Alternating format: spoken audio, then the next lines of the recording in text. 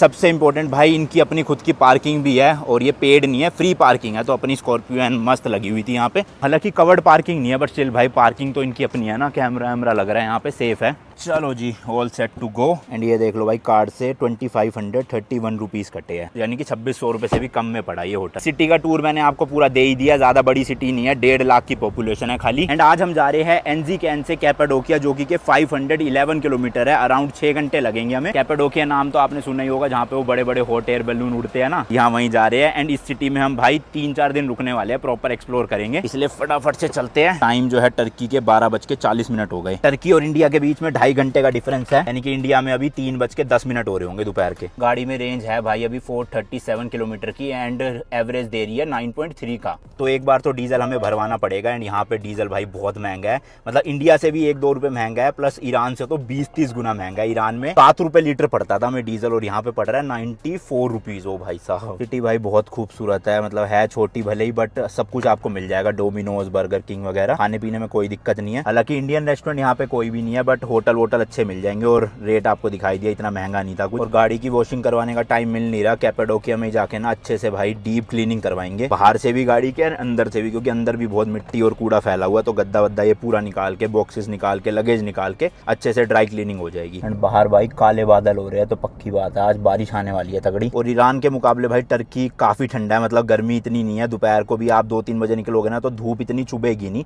अभी भी temperature 31 degree हो रहा है बाहर का, तो ठीक रहता है। ऊपर से हम तो एक प्रॉपर मतलब हिल स्टेशन टाइप की जगह पे ही है, चारों तरफ यहाँ पे पहाड़ है, पहाड़ के टॉप पे बर्फ भी है, तो इसलिए टेम्परेचर अच्छा रहता है। रात को तो ठंड लग रही थी होटल में।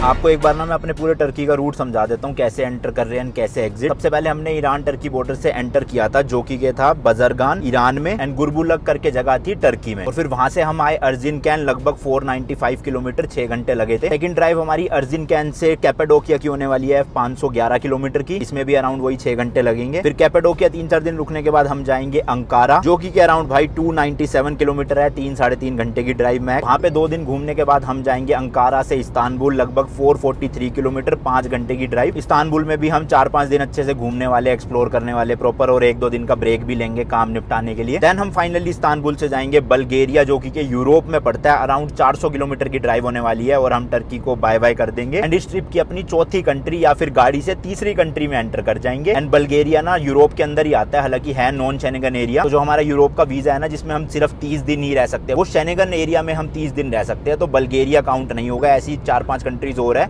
जो काउंट नहीं होएगी, क्योंकि वो नॉन शेंगन एरियाज है। तो बल्गेरिया में देखते हैं भाई, 3-4 दिन रहेंगे, 1-2 दिन का ब्रेक भी ले लेंगे, रेस्ट वेस्ट करेंगे, थोड़ा काम निपटाएंगे। फिर उसके बाद जब हम नॉन शेंगन एरिया से शेंगन एरिया एंटर करेंगे ना, तो 30 दिन लगातार ट्रैवल करना पड़ेगा, क्योंकि कोई ब्रेक नहीं ले सकते भाई। हमारे पास वीजा जो है वो लिमिटेड है बड़ा, एंड 30 दिन के अंदर हमें ज्यादा से ज्यादा कंट्रीज घूमनी है, तो इसलिए थोड़ा सा दिक्कत रहेगा। और मैं क्या सोच रहा था यार, कि जब हम टर्की से एग्जिट लेना, तो बल्गेरिया की जगह ना ग्रीस में एंटर कर जाए। हमारे 2-3 घंटे ही एक्स्ट्रा लगेंगे, मतलब वहां पे स्टे नहीं करना कोई भी, सिर्फ निकल लेंगे बाईपास से ही। तो टेक्निकली टर्की से हम एंटर करेंगे ग्रीस में, ग्रीस से एंटर करेंगे बल्गेरिया, एंड बल्गेरिया में जाके नाइट स्टे होगा हमारा। बट एक कंट्री एक्स्ट्रा ऐड हो जाएगी, तो मजा आ जाएगा 2-3 घंटे में। एंड यूरोप की बाकी जो भी कंट्रीज है ना, लगभग 18-19 हम कवर करने वाले इस ट्रिप में। सारी भाई 2-2, 3-3 घंटे के डिस्टेंस में ही है एक दूसरे से। मतलब जैसे इंडिया में स्टेट बदलते हैं ना, यूरोप में भाई पूरी कंट्री बदल जाती है, एंड कोई भी अंदर चेकिंग नहीं होती। मतलब आप मान लो जर्मनी से अगर किसी दूसरी कंट्री जा रहे हो, मान लो नेदरलैंड जा रहे हो एम्स्टरडैम में, तो आपकी कोई चेकिंग नहीं होगी, ना कोई बॉर्डर आएगा, बस सीधा सीधा गाड़ी खींचते रहो। तो ये चीज सही है भाई, यूरोप के अंदर अंदर ना मस्त अपना घूमो, एक वीजा लो और कितनी सारी कंट्रीज कवर कर सकते हो उसी से। एंड हल्की हल्की बारिश भी शुरू हो गई है और बंद भी हो गई है, 5 बूंदे गिरी है गिनती की।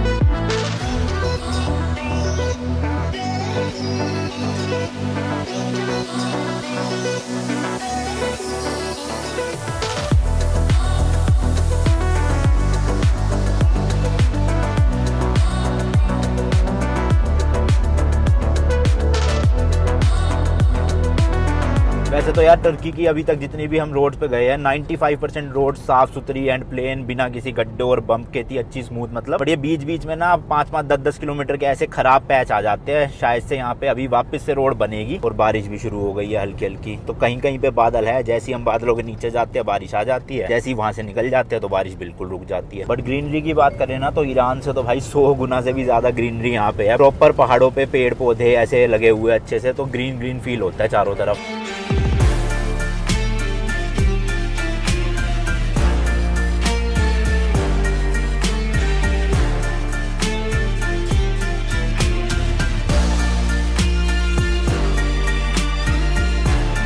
तो अभी यहाँ पे भाई रास्ते में रुके हैं, इतनी खूबसूरत आगे देख रहे हो नज़ारे। अब ये प्रॉपर पहाड़ आ चुके हैं भाई, बार बार किसी पहाड़ पे हम ऊपर चढ़ रहे हैं फिर नीचे उतर रहे हैं। एंड इतने ज़्यादा टर्न है यहाँ पे, और आपको पता ही है मेरे को मोशन सिकनेस की दिक्कत है, तो अगर गाड़ी ना चलाओ साथ में बैठा हूँ तो पहाड़ी रास्तों में भाई उल्टी आने का वो हो जाता है पूरा सीन। एंड ये तो है ही प्रॉपर पहाड़ी वाले रास्ते। सामने भाई पूरी स्विट्जरलैंड वाली वाइब आ रही है, या फिर अपना जो हिमाचल में खजियार वगैरह का एरिया है ना, गर्मियों के टाइम पे पूरी ग्रीनरी होती है और ऐसी दूर दूर तक लैंडस्केप दिखते हैं। हालांकि सर्दियों में पूरा ही नज़ारा बदल जाता है, हो सकता है यहाँ पे भी नज़ारा बदल जाता हो, बर्फ पड़ती हो, कह नहीं सकते। एंड वो सामने एक गांव है छोटा सा टर्की का, मतलब गिनती के देख लो कितने 10 या 12 घर ही होंगे, है ना। और ऐसे ही थोड़ी थोड़ी दूरी पे काफी सारे गांव है, जैसे देखो वो सामने एक ये गांव है, फिर एक उधर की साइड भी गांव है, एक वहाँ पे गांव है। तो ये 10-10, 12-12 घरों के गांव बने हुए छोटे छोटे। अब इस एरिया में बिल्कुल बारिश नहीं है, रोड बिल्कुल सूखी पड़ी है, और वहाँ पर इतनी तेज बारिश आ रही थी बिल्कुल उस स्पॉट पे। एंड बारिश आने के बाद ना ठंडी हवा चल रही है, टेम्परेचर भी काफी डाउन हो गया और सही में ठंड लग रही है बाहर। अब ये जो टर्की, यूरोप और यूके के हाईवे है ना, इनमें भाई साइडों में रोकना अलाउड नहीं होता, स्पेशल ना जगह बनाई होती है रोकने के लिए, ट्रकों वालों के लिए या गाड़ियों के लिए।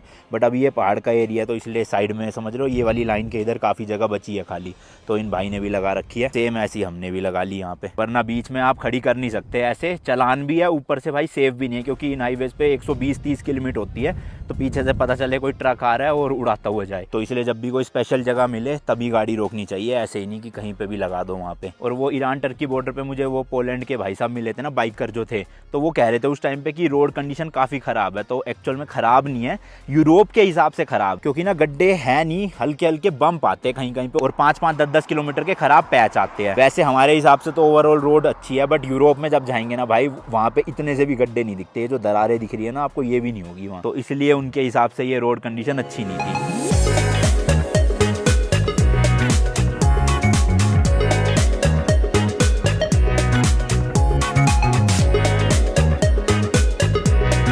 बस आगे चले ही थे कि ये पानी का मिल गया। लास्ट व्लॉग में मैंने आपको बताया था ना कि एक्सप्रेस वे पे भी और सिटी में भी हर जगह ना पानी के ये बने हुए हैं, चाहे पहाड़ हो चाहे नॉर्मल हाईवे हो। एंड यहाँ पे ऐसे लोग रुक रुक के जो है पानी भर लेते हैं। पीने का भी भर सकते हो आप, क्योंकि पहाड़ों से ही आ रहा है प्रॉपर, या फिर गाड़ी के वाइपर के लिए भरना हो तो अभी 3-4 बोतलें सारी भर के वाइपर वाले में डाल देते हैं मेन तो, क्योंकि यहाँ पे ना मच्छर बहुत है। इस पहाड़ में तो नहीं है इतने मच्छर, लेकिन वहाँ पे हाईवे पे बहुत थे पहले, इसलिए भाई ज़रूरी है ये भरा रहे ना पूरा रास्ते में, फिर दिक्कत नहीं होती विजिबिलिटी में। एंड भाई चिल्ड पानी आ रहा है, क्योंकि सीधा पहाड़ों का है ना, ओहो बर्फ की तरह भाई। एंड सामने देखो ट्रक खड़ा हुआ है मर्सिडीज का, क्या बात है भाई, मस्त रोड है यार। ऐसे नज़ारे देखते हुए चलो ना पूरे रास्ते में, मज़ा आ जाता है। एक्चुअल में भाई बहुत ठंडी ठंडी हवा चल रही है, ऐसे ठंड सी लग रही है। एंड ये देखो इस तरह के ना साइन बोर्ड आपको मिल जाएंगे कि पानी आने वाला है आगे 10 मीटर 20 मीटर। अभी तो ये बिल्कुल एग्जैक्ट इसी स्पॉट का है, इसलिए कोई लिखा नहीं हुआ डिस्टेंस, लेकिन जो आगे बोर्ड है ना उसमें लिखा आ जाता है कि कितने मीटर के बाद पानी मिलने वाला है। तो उसी हिसाब से आप लेफ्ट वाली फास्ट लेन से राइट वाली स्लो लेन में आ जाओ, ताकि रोक सको टाइम पे। चलो जी चले अब यहाँ से। क्या लग रही है भाई अपनी स्कॉर्पियो, हुए तहलका मचाते हुए चलती है पूरी रोड पे। अभी यहाँ से कैपाडोकिया भाई 409 किलोमीटर है, तो ज़्यादा हम चला नहीं पाए, क्योंकि बारिश आ रही थी ना, तो स्पीड स्लो कर ली थी, उस हिसाब से डिस्टेंस ज़्यादा कवर नहीं हो पाया। एंड ये देखो भाई डबल ट्रक, मतलब 2-2 ट्रॉली लेके जा रहा है। कितनी पावर होती है भाई ट्रक के इंजन में, ऐसे पहाड़ों तक में खींच लेती है लगेज जितना भरा होता है। जबकि कैपाडोकिया तक ना पूरा ही पहाड़ी रास्ता है, बट फिर भी आप देखो 407 किलोमीटर के लिए गूगल मैप 4.5 घंटे ही दिखा रहा है, क्योंकि पहाड़ों पे भी ऐसी मस्त चौड़ी चौड़ी सड़कें बनी हुई है, जिसमें भाई 90 या 100 की तो स्पीड हम कर ही सकते हैं मेंटेन।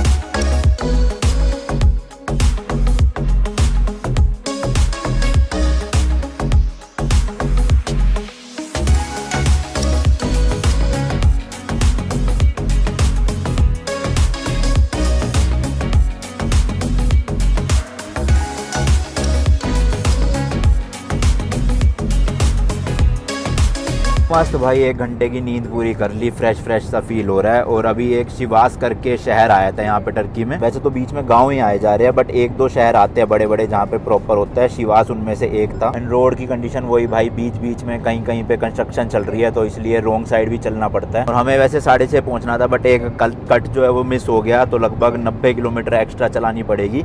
और अब 7:30 का अराइवल दिखा रहा है कैपेडोकिया में। तो हम शिवास से ही आए थे। ये वाला जो कट है ना, ये हमें राइट लेना था उस टाइम पे, बट ये मिस हो गया, तो ये आगे आते रहे हम 47 किलोमीटर।